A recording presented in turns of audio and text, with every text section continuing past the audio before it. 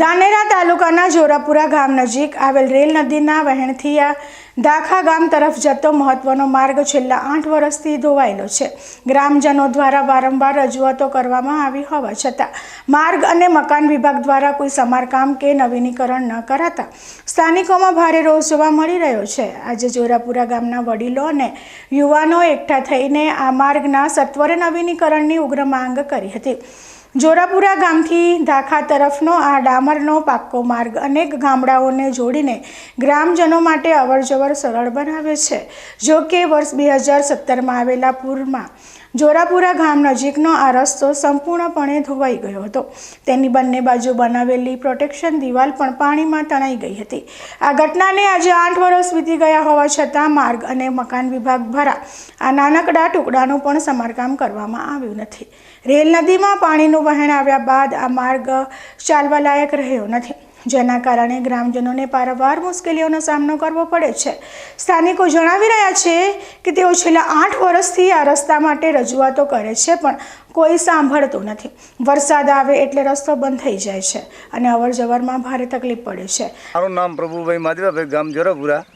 આ જે અમારી રેલ નદી આવેલી છે એમાં ધાખાથી જોરાપુરા જોડતો રસ્તો હોય, જોરાપુરા દાખા જોડતો પૂરતો રસ્તો નથી, પણ આખી તીસી ગામના જોડતો રસ્તો હોય। એમાં વારંવાર પૂર આવવાથી ગામ લોકોને ખૂબ ખાડા પડવાથી ખૂબ અવર જવર કરવાની સમસ્યા। આ બાજુ પણ અમારા ગામના લોકોના ખેતરો આવેલા, જ્યારે દૂધ ભરવા કે કોઈ અવર જવર કે કોઈ જરૂર પડે તો કોઈ નીકળાતો નથી, ખાડામાં પડી જાય। એટલે લગભગ 10-15 દિવસે નેટ રસ્તો તૈયાર કરી ગામ લોકો કરે તો આ સરકારને નમ્ર વિનંતી છે કે અહીંથી રપટ બનાવી અને પાણી ઉપરથી નીકળી જાય એવું વ્યવસ્થા કરી આલે એ સરકારને ખૂબ ખૂબ અમારી નમ્ર વિનંતી, ગામ લોકોની વિનંતી બાદ નમ્ર વિનંતી છે। ગામના વડીલ અને સ્થાનિક આગેવાન હરગોવનભાઈએ આ સમસ્યા પર પોતાની પ્રતિક્રિયા આપતા જણાવી રહ્યા છે કે તાજેતરમાં રેલ નદીમાં આવેલા પાણીના વહેણથી ફરીથી આ રસ્તા પર મોટા ખાડા પડી ગયા છે। ગ્રામજનો ભેગા મળીને જેમ તેમ કરીને રસ્તો ચાલવા લાયક કર્યો છે, પરંતુ કાચો અને માટીવાળો રસ્તો હોવાથી અકસ્માતનો ભય રહે છે। જોરાપુરા દાખાને જોડતો રસ્તો 2017ના પૂરમાં પૂરગ્રસ્ત થઈ ગયેલ છે। આજ દિવસ સુધી આ રસ્તો થયેલ નથી। અમે માર્ગ મકાન વિભાગને રજૂઆત કરવા છતાં લિખિતમાં રજૂઆત કરી, મૌખિક રજૂઆત કરી છતાં કોઈ તંત્ર જાગ્યું નથી। અમે અગાઉ પણ બીકે ન્યૂઝ ચેનલના માધ્યમથી રજૂઆત કરી છે હતી, પણ આ રસ્તો હજુ સુધી થયો નથી। હવે તંત્ર બીકે ન્યૂઝ ચેનલના માધ્યમથી જાગે એવી અમારી ગ્રામજનોની રજૂઆત છે। શું મુશ્કેલી પડે છે આ રસ્તો તૂટવાથી અમારે અવર જવર કોઈ બીમાર હોય અચ્છા કોઈ દવાખાને જવું હોય, કોઈ સામાજિક પ્રસંગે જવાનું થતું હોય તો આ રસ્તાની અમારે બહુ મુશ્કેલી પડે છે।